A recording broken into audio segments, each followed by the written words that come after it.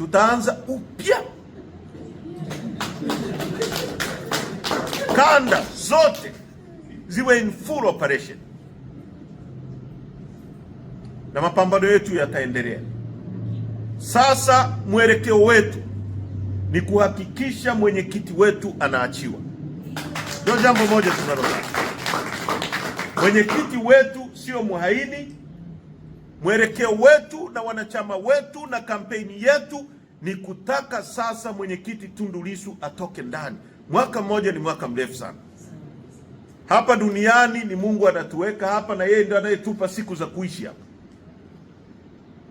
Mtu mmoja akikanyaga hata risali moja la kwako hawezi kukurudishia hilo risali. Achilia mbali siku. Hakuna mtu miongoni mwa hao watu wanaomshikilia Lissu ambaye anaweza kumrudishia mwaka wake ambao amemshikilia mle ndani.